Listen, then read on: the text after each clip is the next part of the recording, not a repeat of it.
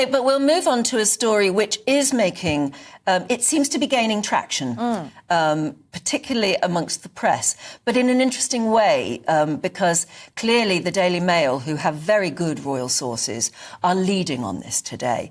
And it is of interest. I think it will annoy a great many people who can't get over it. In fact, so many of you got online straight away going, no, in that sort of slow motion way. And it's because there is really big news that Prince Harry wants to come back in some way to the UK and is beginning now to court advice from British advisors. In fact, as you were saying earlier, he apparently on WhatsApp has been getting hold of old friends who haven't heard from him in several years. But he's WhatsApping them, asking their advice, and apparently has either already taken on board a British PR company or is at least at the moment seeking advice to do that, in a way to maybe very slowly rehabilitate himself and his image in the UK. The question is that possible? Well, this major move is being branded as Operation Bring Harry In from the Cold, as he's allegedly growing dissatisfied from advice from American-based image experts. Well, let's talk to the historian and author Martin Whittock, who joins us now. Martin, do you agree that actually it feels like we're being warmed up? Yes, I think so. As you intimated just now, there's reports of them just not getting on well in the Californian exile. Reports of self-imposed exile, I should add. Reports of the couple having parted company with another American PR advisor. It seems this is the 10th staff member to have left the Sussexes in 3 months. In August, it was reported that their chief of staff had left after just 3 months. So clearly, things are not working out in the USA for the Sussexes as they originally planned. And interestingly, there are also reports that the King has discussed the matter with faith leaders, showing that he is open to some kind of reconciliation. But boy, this is going to be quite an ask and quite a journey after the turmoil and hurt over the past 4 years. And it's difficult to see exactly what the plan would be, although there's talk of low-key royal duties, starting from maybe some very, very non-public facing things, but basically a steep mountain to climb to win hearts and minds back of the public, let alone within the royal family. There's talk that William, Prince of Wales, and Harry are both due to be in New York this September on separate ventures, both environmentally connected. So there may be some kind of low-key connection there. But this is going to be an extremely long journey back after all the Sussexes have said and done over the last 4 years. Not an easy ask to come in from the cold in this particular case, I'm afraid.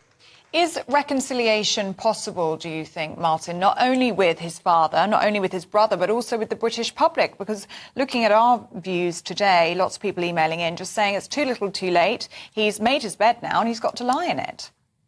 The title sets the stage. Prince Harry and Meghan seek return to UK as they plot image rehabilitation. Just say sorry. In this breakdown, I'll go through each part, expose the narrative devices, and ask, is this a genuine comeback or a calculated PR play? Let's dive in. To see why this matters, let's remember, Harry and Meghan stepping back from royal duties, conflicts with media, public controversies, and fluctuating reputation. Now the narrative frames a UK return not just as travel, but as a mission to restore their public image. That's a heavy framing and one we need to scrutinize closely. Early, the video states that Harry and Meghan seek return to the UK. Note the wording, seek is active, deliberate. The visuals might show them travelling, maps, or British imagery. The narrative sets up the UK as ground zero for their comeback attempt. The plot image rehabilitation tag signals that this is more than a trip, a strategic PR mission. Next, the video claims their UK return is tied to image rehabilitation. The phrase "just say sorry" is often inserted as a solution, as though a single apology can reset public opinion. Visuals may include past controversy clips, apology imagery, or side-by-side contrasts. The tone suggests humility is needed to succeed. The video now lists supporting examples: media backlash, leaks, controversial remarks, or negative headlines. I think you've identified three main areas there, and they are crucial. Addressing them one at a time, I think it would be possible to seek reconciliation with his father. It's clear that King Charles is deeply distressed, understandably, by this rift within the family. I could see reconciliation taking place there, if slowly.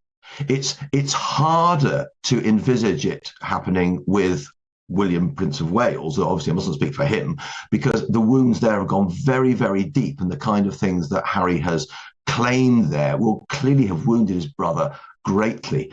With regard to the British public, well, that really is going to be, in some ways, the hardest ask of all, because from the enthusiasm which accompanied, in many quarters, the marriage of Harry and Meghan, what seemed like light years ago, don't they? Such a long time ago, the fall in popularity, because of the actions of the Sussexes, I think more than any other factor, has been quite precipitous. And I think the idea of building that trust with the British public again is going to take a very, very, very long time indeed, if in fact those burnt bridges can be rebuilt. So the King, I think, yes, that's possible. I think it's going to be very difficult with William, but boy, it's going to be a very long journey with the British public, and it's going to take quite a lot of contrition, I think, on behalf of the Sussexes. I don't think it's just a question of coming back to low-scale duties and then slowly building them up again. I think people will be looking for some acceptance of responsibility on their part for the state that they've come to. But faith leaders will no doubt have told the King that reconciliation is to be sought if possible, and I would agree with that if it's possible, but boy, what a journey. Yes, but you have to sort of conclude that maybe anything's possible when you look at the journey of Camilla, who is now Queen, and I know there are people watching right now who still don't accept that and will never forgive her. But you probably have to accept that the majority of people do and have forgiven her. Mind you, she's never said a word. Unlike Harry. But maybe Harry has begun to recognise that this will be a long, slow process, and he might as well start it now, because it may take over a decade. I think you make a very good point there, because Queen Camilla is really a lesson in reconciliation and in journey back from what would have been a very, very, very low point following the death of Princess Diana. But you also make the point there, and I think absolutely rightly so, that Queen Camilla has been extremely discreet. She has not gone public. She's not claimed other people are to blame for this. And obviously Harry has been very vociferous, as has Meghan, which is why I think there will need to be at some stage in this journey, and I stress a long journey if it's to happen at all, some significant degree of contrition from the Sussexes. Basically, in spiritual terms, repentance comes before restoration. And I think we must not forget that R, repentance, as well as the other R, restoration. I just can't see how it's going to happen, because I can understand Harry coming back, because I think, bottom line, don't we still have some sort of love for him? But I can't see Meghan ever saying sorry, can you? And that, I think you're absolutely right, because basically there are a number of what you might call wars that have been constructed on this road to recovery. And that will be, in many ways, the highest wall of all, and probably the most difficult one for the Sussexes to surmount. Yes, that's rather difficult to imagine, isn't it? But I think unless that kind of thing happens, this is not going to work at all. It. I wonder what royal correspondent Charles Ray thinks of it. Charles, do you think we're being warmed up for some sort of definite campaign to rehabilitate Harry? I just wish I knew what was going on, to be perfectly honest, because this story, and I have to say the two people who wrote this story are two very, very good journalists, who have got impeccable backgrounds. So there's no dispersions cast upon them. But this story comes up and asks so many questions about all this. Not least of all, Harry was in England last week at a memorial service for his late uncle. He was 10 feet away from William at the very least. And I didn't hear anything at all about him turning around and saying, William, I'm really sorry for everything that I have done and said about you, Catherine, my father, Camilla, nothing. And he does not need a PR or advice from friends. Some friends, as you quite rightly mentioned earlier on, who he has not been in contact with for 4 years. And the reason he hasn't been in contact with them is that Meghan has weaned him away from those people. So if he's talking to these people again, and I suspect it could well be people like his old friend Guy Pelly, or more importantly, people like Mark Dyer, who was an advisor to the boys when they were much younger and guided them through a very difficult period. But, you know, you don't need PR advisors. You don't need advisors. You need to say sorry. How are you going to say sorry to William for everything that you've said about him, his wife, and all sorts of things? He's described his stepmother as dangerous and a villain. How do you get past that? Now, they keep on saying, and I have to say, this stupid title that they've given it, Operation Bring Harry In from the Cold. Well, clearly that's been devised in the newspaper office because, you know, believe me, it should be Operation, just one word. Operation Yes. Harry would be fine. But you know, you're telling us that he wants to come back to the country that he says is dangerous to bring his family to, come back to the country that he's still got a legal matter going on about his security in the courts. Where is all this going to come? He's got Spare, the paperback version, coming out in October. Oh, and goody, he's not putting any new chapters in and he's not going to do any publicity for it. It's still going to be, again, the same sort of things that he was saying before.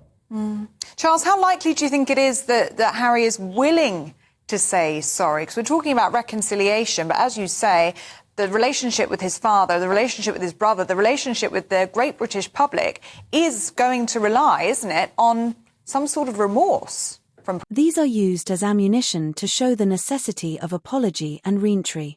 Clips might be replayed, captions inserted, contrast emphasized. The narrative builds a case that the public and media are waiting for their move. Here, the editing leans into emotional tone, somber music, slow fades, juxtaposed images of past controversies versus hopeful return, perhaps British landmarks. The cuts, color grading, and reaction shots push the viewer toward empathy or skepticism depending on how they're framed.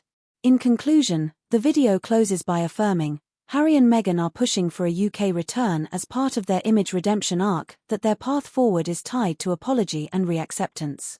The final tone, visuals, and rhetoric leave viewers with the impression that this is a critical turning point in their public narrative. So, are Harry and Meghan genuinely plotting a UK return to rehabilitate their image, or is this a media-framed strategy? The video makes a compelling argument, but it's built heavily on inference, selective examples, and narrative framing. I believe return and image management are likely parts of their journey, but to reduce it to a plot or demand apology oversimplifies a complex public persona. For viewers, always look for direct statements, cross-check with reputable outlets, and be mindful of storytelling devices. Labels like rehabilitation or just say sorry are powerful, but not always grounded in the full truth. What's your perspective, redemption tour or image maneuver? Share your thoughts below. Prince Harry. It is. Yeah, you're absolutely right. And realistically, rather than chat to all sorts of people you haven't spoken to for 4 years, sit down, write a heartfelt letter to all these people and apologise for everything that you've done. I mean, you highlighted some of the things that he's done. There have been appalling comments that he and his wife have made. And you're absolutely quite right as well. Where is Meghan in all this? Is she coming back? I am a very firm believer that Meghan will never set foot back in this country under any shape or form. So that means then if Harry does come back, Is he going to spend 3 months, 6 months of the year? Is he going to carry on flying backwards and forwards between here and LA? That's going to do his green credentials an awful lot of good as well. So there's all sorts of things. And they talk about, he could do some very low-key royal visits like cutting ribbons. Well, I'm sorry, but cutting ribbons is a very important part of royal duties. It's important for the organisations whose ribbon you are cutting because you're giving them publicity. Not all of the royal stories get in the papers, but most of them do. He's between a rock and a hard place, though, if you look at it one way, because if he started to apologise for things that were said, you could view that as betraying his wife. True. So it's almost like he is faced now. He's got to make a choice. Yes, you're absolutely right. It will look as if, I mean, we know that Meghan doesn't really take many prisoners, and she's not going to be very happy if he starts apologising for all the sorts of things that were said on the Oprah Winfrey Show and everything else. But and I agree with you. I think he is in between a rock and a hard place. He is listless. He's wandering in a desert that he cannot find satisfaction with. He's just sacked another American PR. I don't know how many American PRs that is they've got rid of or have resigned by themselves, but it's quite a lot. You're now looking at someone in the UK. Well, you don't need a PR to say sorry. You just say sorry. But you can't. How can he say sorry? How can he say sorry, for instance, those allegations of racism against the royal family when it's his wife who said it? Yeah. Yes. I mean, he's got to. I don't see how he can do it. I don't see how he can pull it off.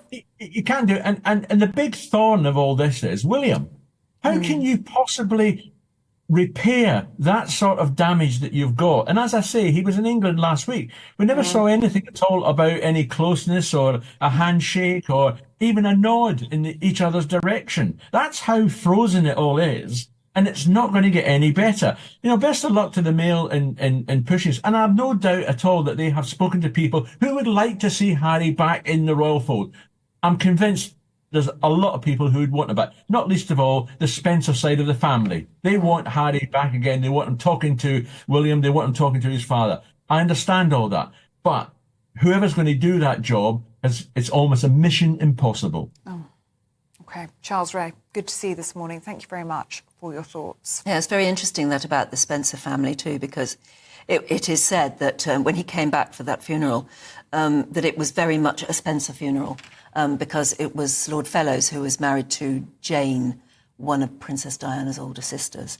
And it is said that the two older sisters are the ones who have kept real contact with Harry, just in an attempt to just keep in contact with him out in Montecito. And they would desperately like to see him come back to Britain. The timing of it is interesting, though, isn't it? I mean, with this funeral this week, being in the UK this week, and also with Prince Harry turning 40 in September. And with it being the anniversary of Princess Diana, 27 years yesterday, wasn't it? It makes you think perhaps he's reflecting on what has been, what he'd like the next 40 years of his life to look reflect like. on it? It's so sad that he's out there and no longer. And I just feel for King Charles, because it must tear at his heart. It's his son, after all. Yeah, no.